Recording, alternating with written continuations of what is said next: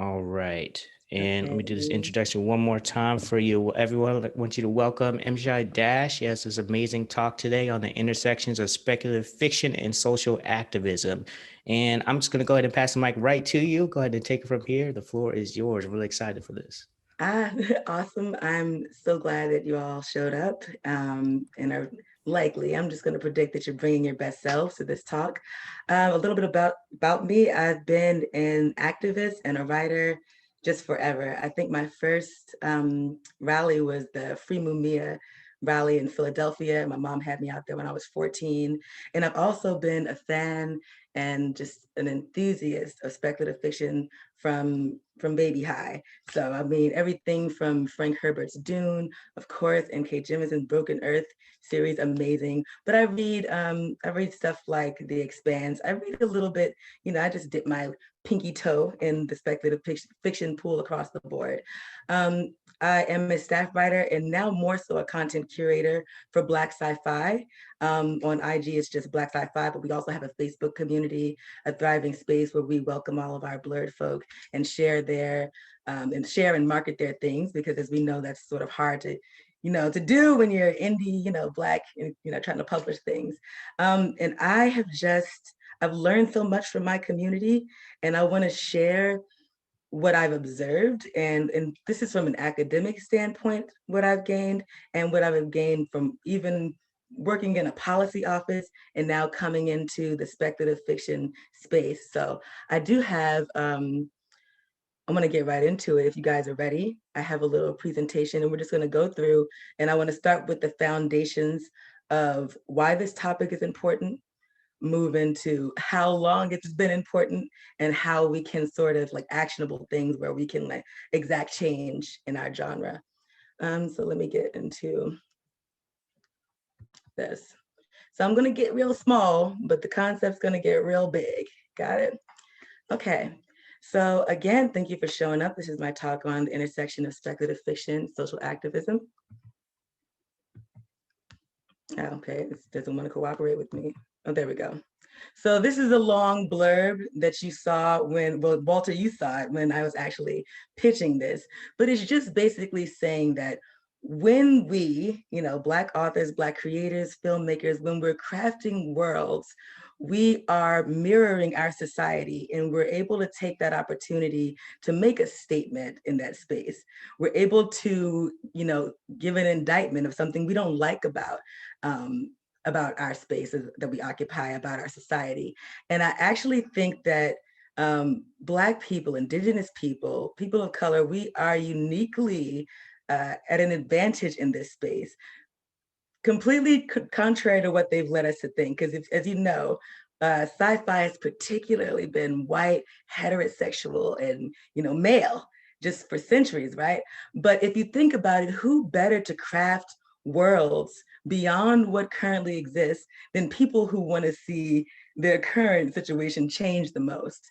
So I can read through it briefly. The intersections of speculative fiction and social activism focuses on the ways that speculative fiction, a genre full of supernatural, preternatural, anthropomorphism, and world building, forces narrators and readers to observe and dissect the world around them. I'm not going to beat you in the head with the rest of it, but that's the what are they used to call the meat and potatoes, or I guess today would be like the vegan jackfruit and sweet potatoes of it. So here's some quick words to know. This is my recovering academic talking, but just some things I want you to look out for and understand.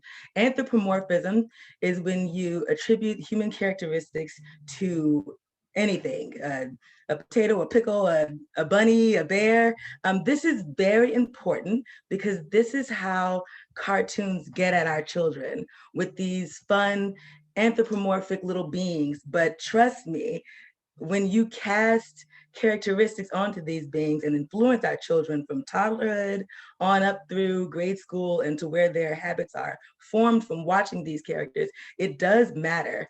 So um, heteronormativity didn't just poof itself into existence, neither the gender normative values or any of the things that we see as norms, right? These things were built and bred and cultivated and indoctrinated into our society. So osmosis just gets into that process, the process of gradual or unconscious assimilation of ideas, knowledge, etc. So let's start with the why. And I love to speak on this. And I've been speaking on this for, wow, it's been about, I feel like 8 years now. So why has the mass production and dissemination of speculative fiction, especially stories geared towards children and young adults, been so aggressively gatekept? Why is publishing so white? First of all, know that, just as an aside, the world changed forever. Everyone, all indigenous peoples around the world were really folklore cultures with this grand tradition, this rich history of sit around the fire, share our stories, sing our songs, and then boom, printing press in Europe. So printing press was the first, like, oh, look at this great thing, but oh Lord, white people control it.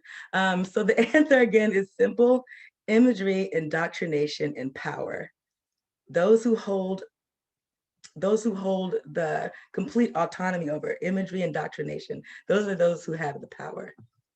So I like to use these two examples because they're ancient and they're very different works, but what they have in common is they're old as hell, written by white men who are old as hell. And here we go, as are many things.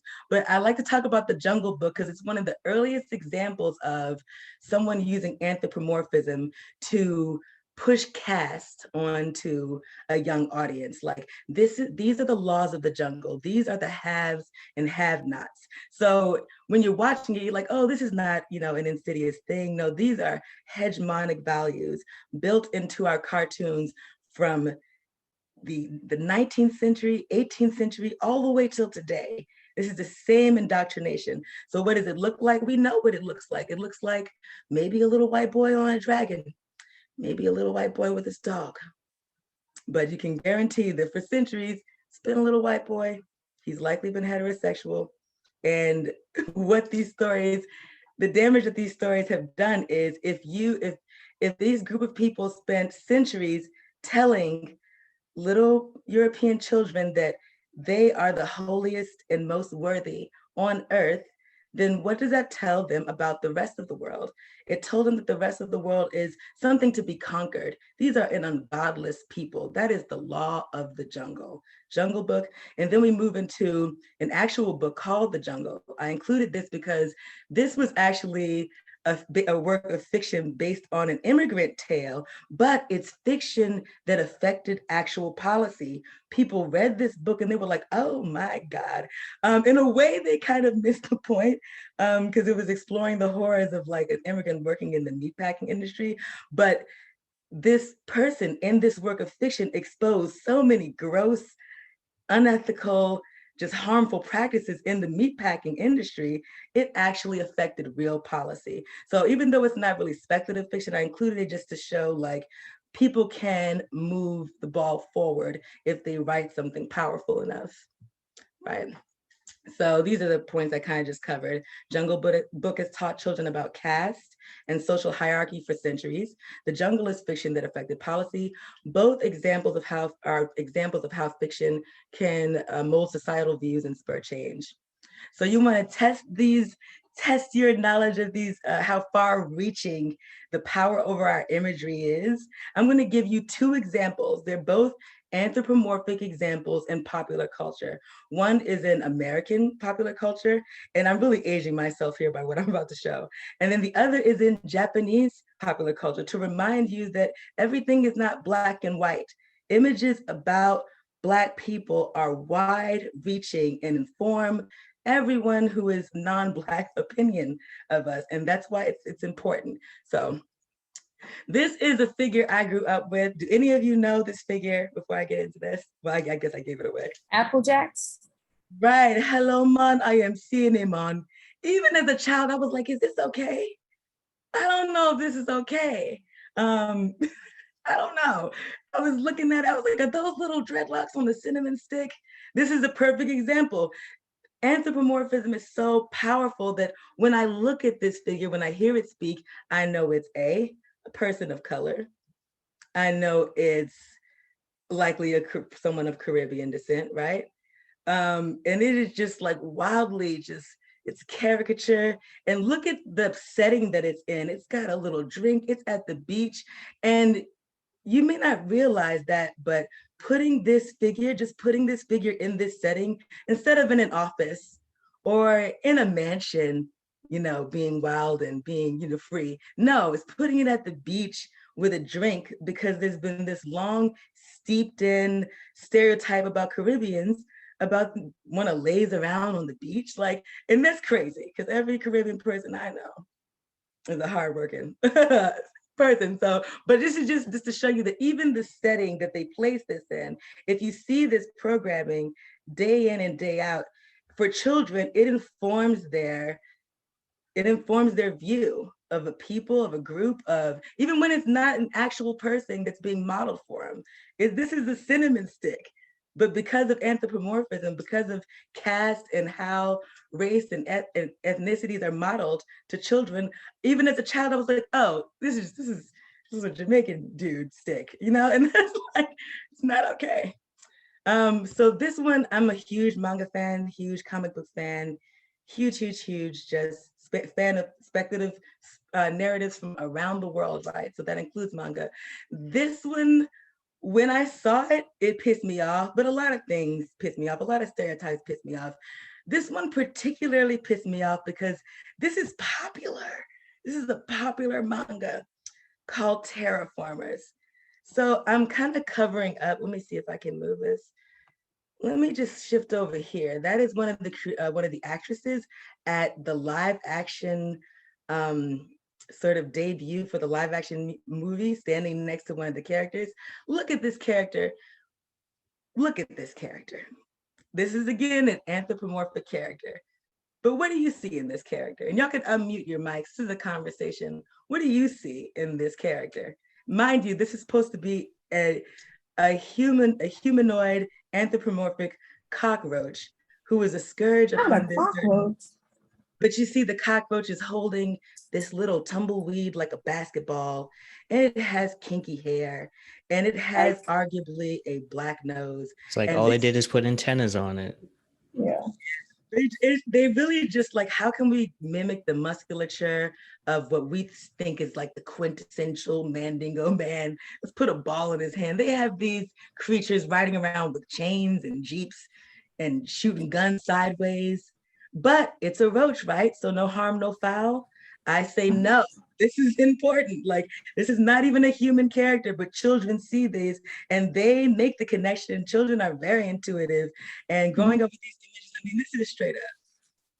It's offensive for me. I was just like, can we please end this manga? It is still thriving. It still has a huge fandom. And it's also a reminder that not everyone in the POC spectrum is for like the betterment of Black images and storytelling, right? Have to keep that. It's a sad truth, but it's something we have to keep in mind when we're crafting narratives, right? So let me move me back over here, shift really quick.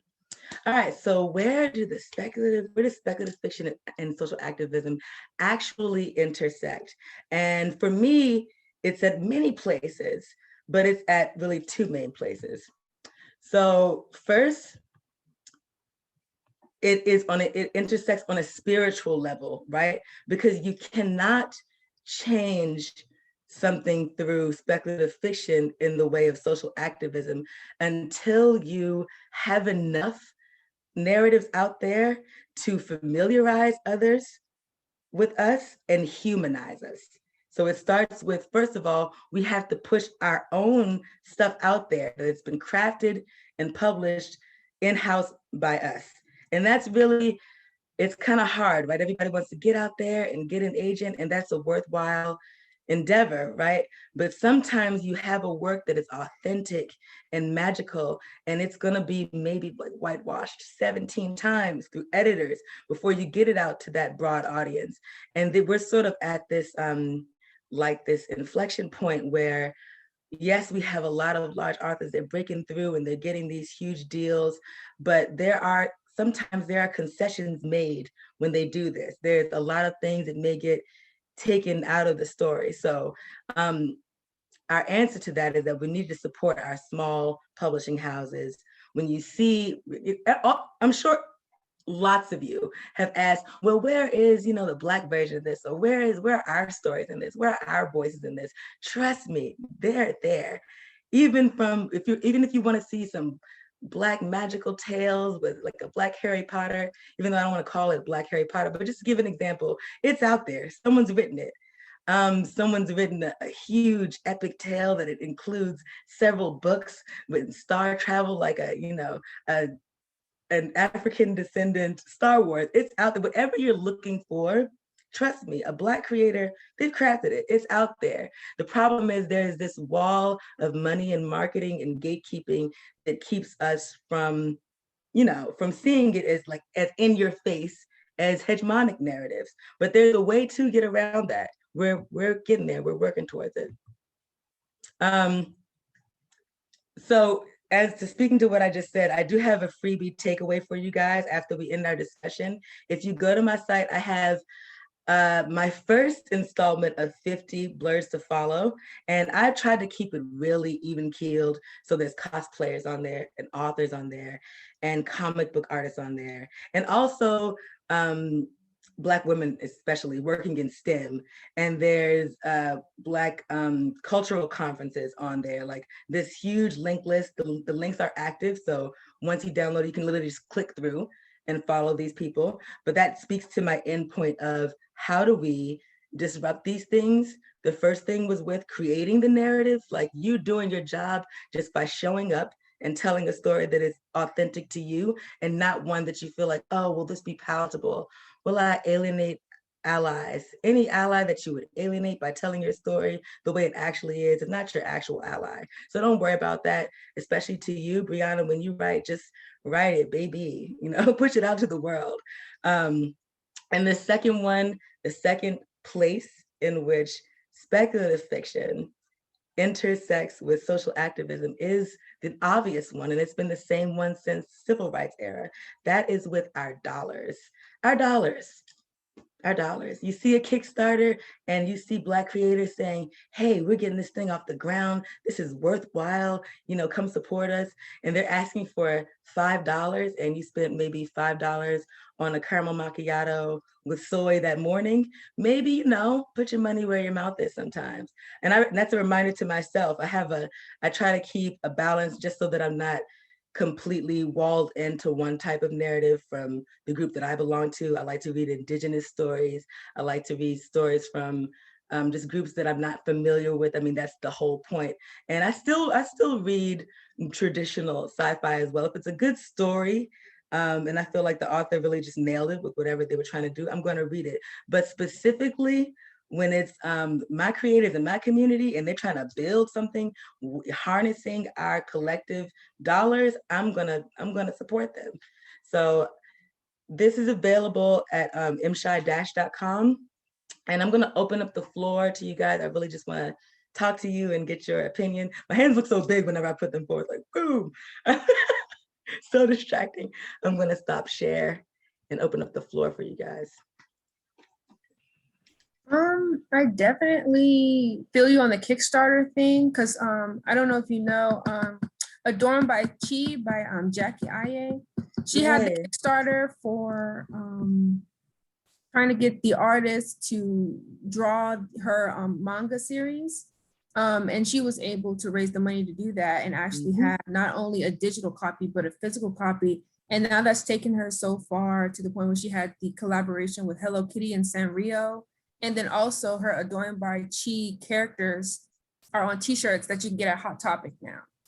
So and Kickstarter can go a long way. Yeah, so what you just said is so important because I'm familiar with her. So it all starts within our safe spaces. Everyone thinks like, no, I'm gonna jump out there. No, these connections start within our community. Adorned by Chi has been creating kawaii art and just really cutesy, awesome stuff, but from like a, quirky Black girl perspective and sharing it to our Blur community for years.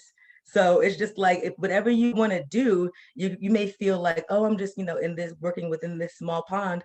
No, if you have meaningful connections within your community first, trust me, I mean, dollars are dollars to the people who want to come partner with you. They see you've got the audience. They don't care. They honestly don't care what kind of audience it is. That's why I said starts with the dollars, starts with the engagement and the dollars. And, from a spiritual shift of, my story is worthy, my story can be, can be disruptive. So I want to hear from all of you guys if you have anything to say or questions. I just think this was a really good talk. Like when you showed the character from the Applejacks, I immediately went like, oh wow, because I remember seeing that cartoon. I love the commercials and everything. I never even thought about like, wow, that's a real just character and everything. But man, this is definitely eye opening. Definitely eye opening. Yeah, you would be very saddened when you look like all the way up the chain of this nucleus of production houses that makes really everything. Everything. Think about it. Right now we have a Disney Plus channel, right? You got this Disney Plus app. And I'm looking at this channel like, this is everything I grew up. I've allowed this studio, one studio, to affect so much of my childhood. And I can't believe that whoever is above them, I can't believe that's an accident. This is who I was taught to model my gender normative behavior after. This is who is teaching you about how to interact with the same sex or opposite sex. This is who like, these things are indoctrinated from so young. Look at how many selections are on there. We grew up with that. And that's just one, just this small nucleus of people controlling the narrative for a whole, honestly, a generation with very few outliers, very few stories from any place else. And that's to be thought about. And like, even today, you watch modern things like Adventure Time. I know Jake the dog is Black. He's like a little college park, grew up around white kids, Black, but I know Jake the dog is Black. And like, that's the power of it. You don't even, it's automatic. Like, they dig these characters and these stereotypes into these anthropomorphic characters so deeply that by the time your children are of age to have a little bit more autonomy, they sometimes have already developed a self-fulfilling prophecy about themselves.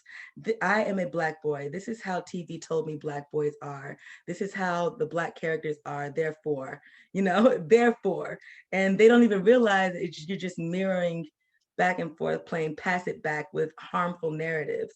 And we are the disruptors of that, all, these creators in our communities. So we have to support them. How about you, Sage? I'm not sure if I have any questions, but also just processing, but also as a screenwriter and also who has a background in education and sociology and does gender and sexuality classes or teaches them. I think that is really important that we get in front of the narrative and like to think about these characteristics, even when it comes to colorism and how they always show like different characters is like darker and different characters is lighter or different colors they use within the animation that also contributes to these narratives.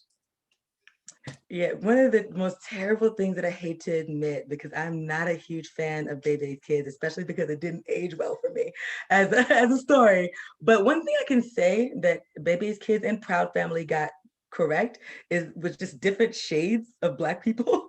Because I was just like, I'm a little, yellow brown girl. And I was like, maybe I don't exist. Like looking at TV because all the characters were brown, which was fine. But I'm just like, and then as I got older, I'm like, oh, y'all just got a default little, just got a default brown for everybody. And I thought that was like telling. Just as a young person watching those things. Thank you for your contributions in education. We need more Black male teachers. Good God. The numbers are so, So thank you for your service. How about you, Shervonda? So in the realm of like, can you guys hear me? Okay. I can hear you. Okay. So in the realm of like, Black science fiction and things of that nature, I can admit that I don't see us as much. in written literary works as well as like stuff that's on TV.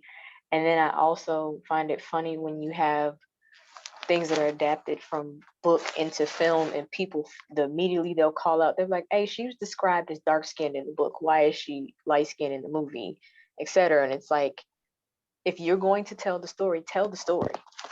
Right. Don't adjust it to make it taste better to everybody else. You know what I'm saying? Like, they're either gonna like it or they're not.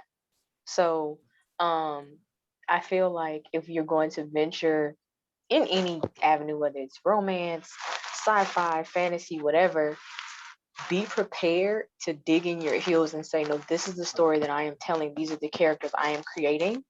And if you want to take liberties with that, we need to have a different conversation. Right, like with the Hunger Games in Rue, where exactly she was described as Black, and she was from the area of where essentially people of color were at, because it was like agriculture, I think. And then in the movie, when they put Amandla, everybody was like, but Rue was white. And I'm like, so did we not read the same book? Because right. The craziest part about and no knock on Amandla, because she's dope, but she's a little white. You know what's so crazy about that? They made her light, maybe to make her more palatable. I mean, we'll never know. We weren't in the writer's room. We weren't in the casting. We weren't in the casting meeting, right?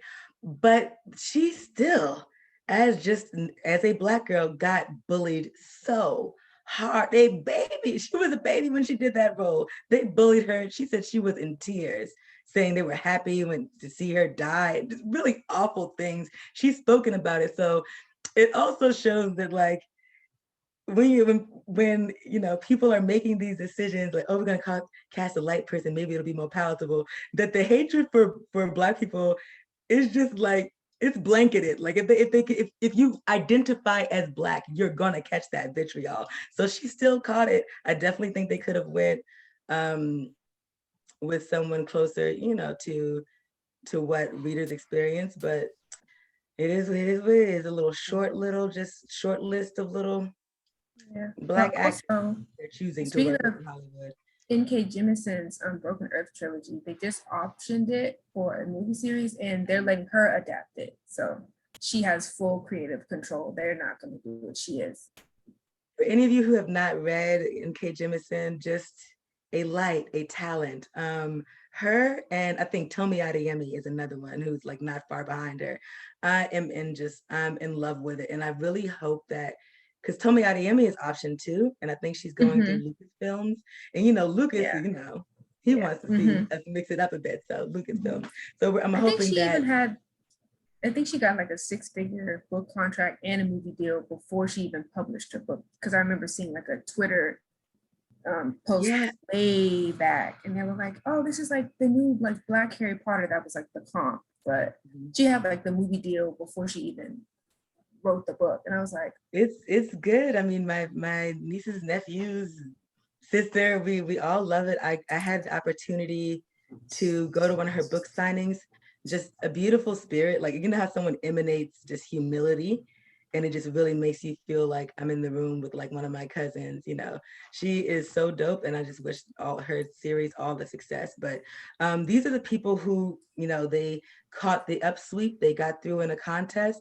But we also have so many just mid-level people who are publishing on their own budget, putting things out through small imprints, and they're out there, and their stories are just as good. The only thing I think that's hard for new publishers is the things, all that you need to bring these projects to fruition. Those things are expensive. Just editing a book that's 70,000 words, it's a lot. You know, you're thinking about 15 cents, 25 cents a word. So, I mean, maybe they might not present the most polished project, but still you have an authentic story that you know hasn't been stepped on. So I definitely advise any of you, when you see indie projects and you've sampled that writer's work, just go make sure you support them when they launch their full projects. So we have some chats in the chat. It was me. I was talking about Tracy Dion's Legendborn. I think she's going to have a series, but it's like a Arthurian retelling, but the main character is a Black woman on a college campus and she has roots to Arthur and the Knights of the Round Table itself. And not to give too much away, but it goes into dealing with trauma and grief, as well as root magic in African spiritual practice, as well as kind of touching on, you know, the results of slavery and how bloodlines can be mixed due to essentially enslaved women being forced upon and bearing children as a result of that that traumatic event. Sounds powerful. It definitely sounds powerful. Hello, Yolanda Onaza. Am I saying that correctly? You're welcome to chime in, all of you guys. I have quite a few things over here. I definitely have Adeyemi here. And there's one behind me I want to show you guys that is really dope. If I don't know if you're familiar with this guy, Toshi Onyebuchi is another one to read. Crown of Thunder. If you're looking for great models of like YA narratives, these are just two.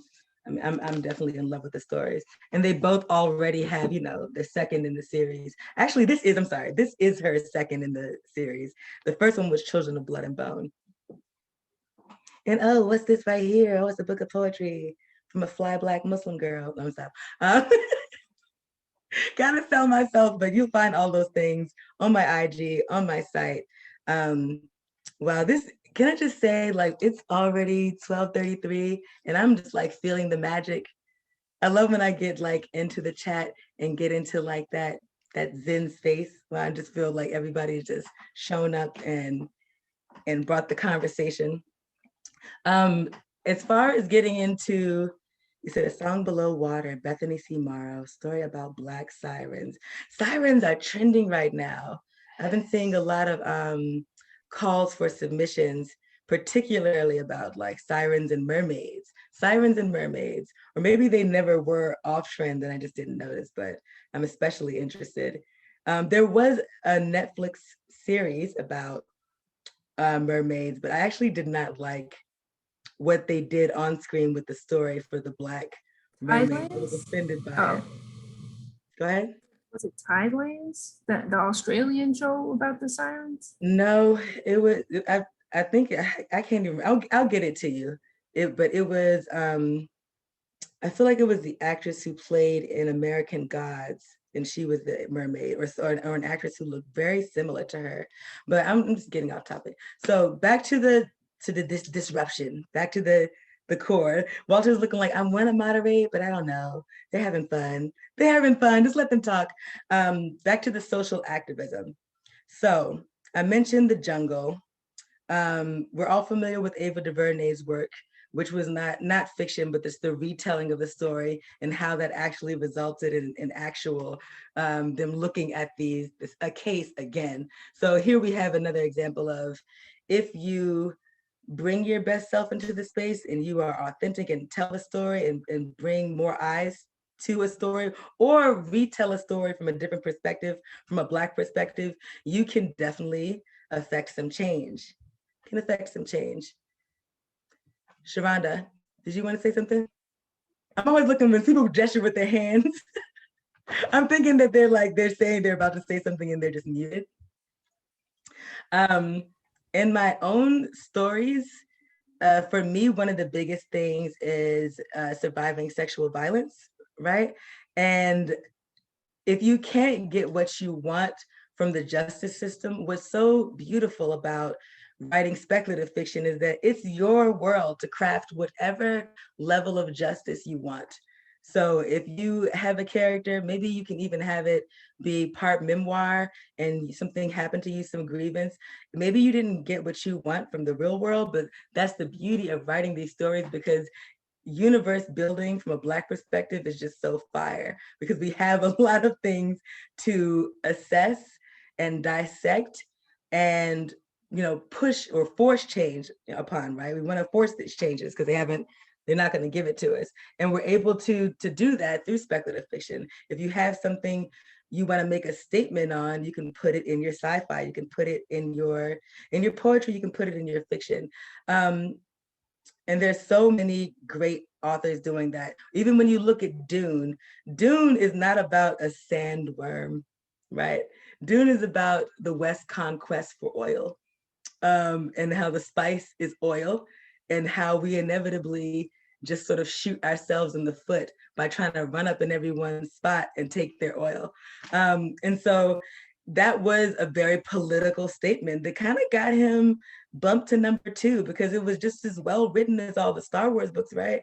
But why didn't he go to number 1? Because he made political statement.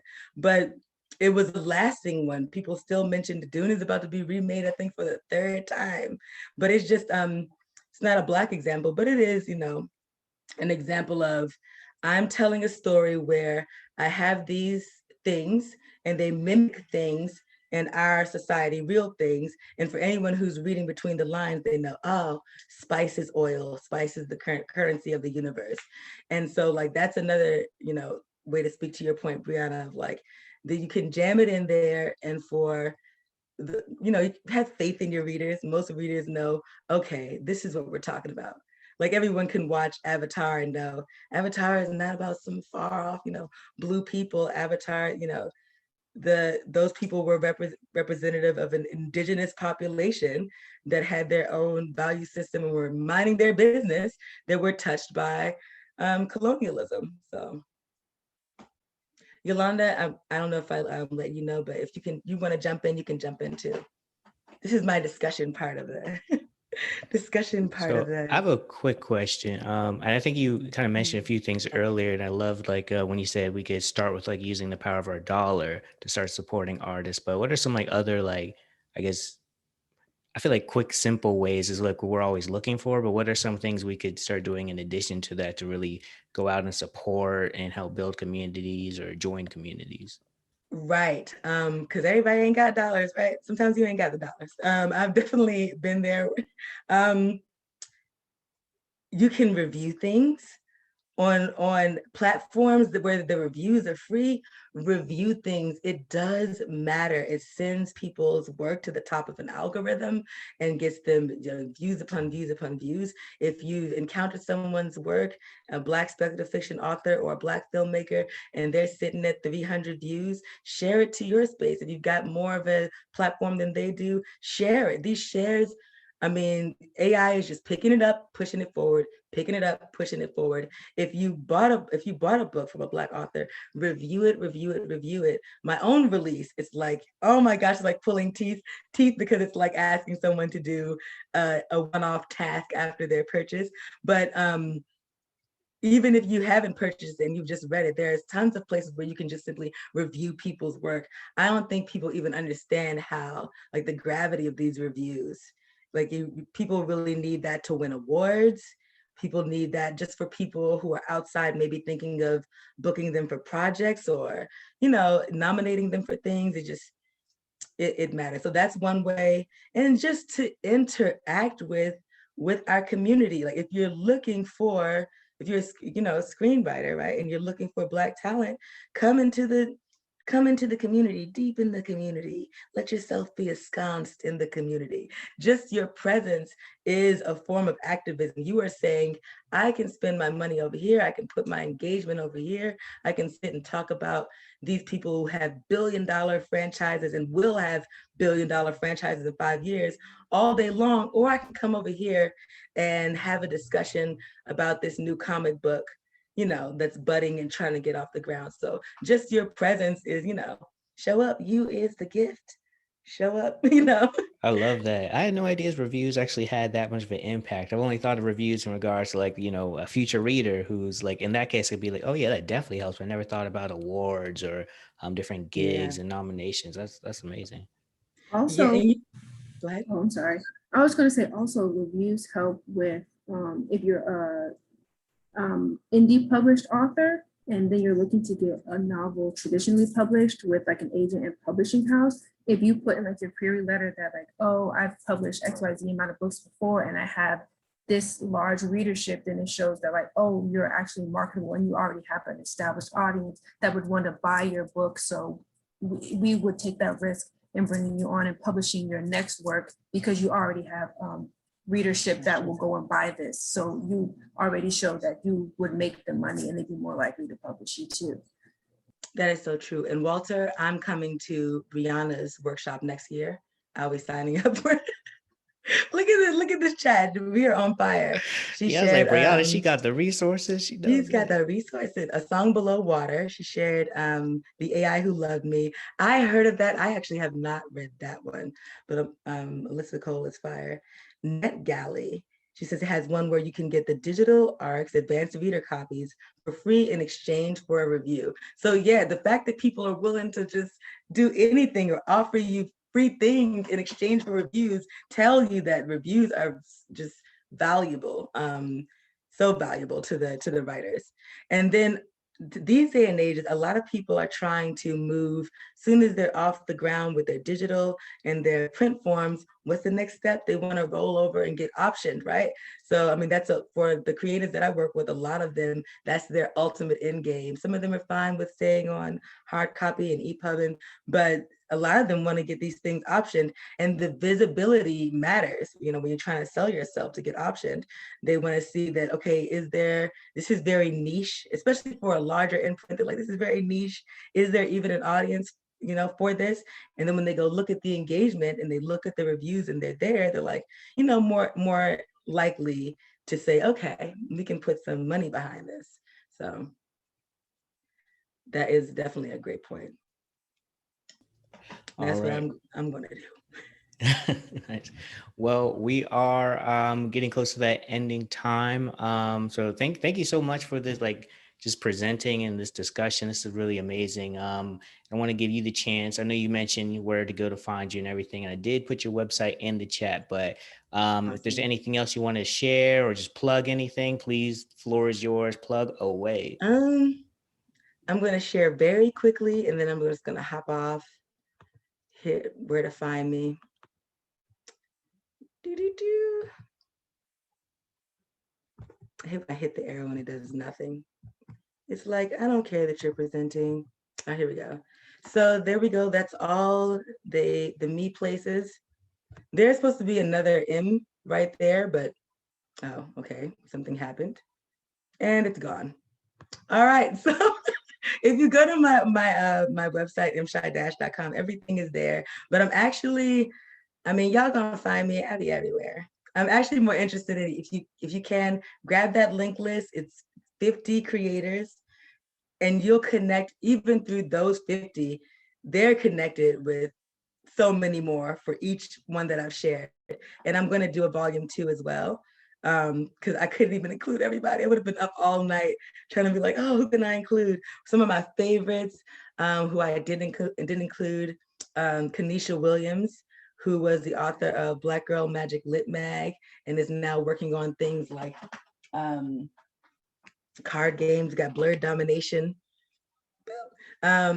Definitely love Fantastic Frankie. I did include her, who just does commentary on comic books and Marvel and DC universe things and speculative fiction. She's awesome. I mean, there's so many podcasters in there. I really jam-packed the list, and hopefully you guys enjoy it. It's for the free, as was this session, and I hope you guys enjoyed this as well.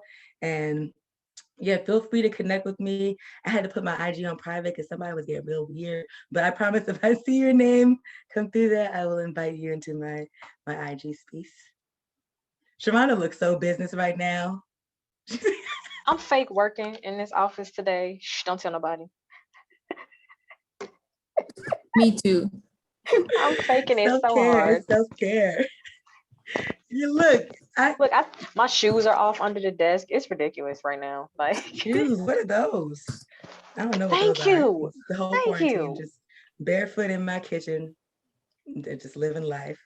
Sage Sankofa, all of you, with Sharonda, Brianna, just Walter. I was about to go into a whole DMX that Sharonda, Walter. R.I.P. to the King. I thank you so much for showing up. Hope you enjoy the link list. Hope you rate this experience highly, and hopefully I'll see you back next year. I may be in person if we don't get like some African killer bee virus or something, barring my making it down there. But This was my jam. I like our little intimate thing. And yeah, we're gonna probably close it out. Yeah, I was about to say, if you guys aren't in the Discord group just yet, make sure you guys are in there, because that's like basically the official place for all like quick communication for the event, links to other virtual things, in-person stuff. If y'all in Atlanta, definitely want to be in there so you know when things are happening and everything. If not, it's a bunch of information about virtual stuff too. But yeah, there's a lot of additional really awesome things happening today. So stay tuned, and thank you all for joining. And Emsha, if you're are you in the Discord group? I am in the Discord. Can I you haven't checked share today your 'cause can you share that link to 50 creatives link in there too? Sure. Yeah, I make sure got we you. get that circulated. Awesome. All right, y'all. Thank you once again. I'm gonna go ahead and end this and stop recording.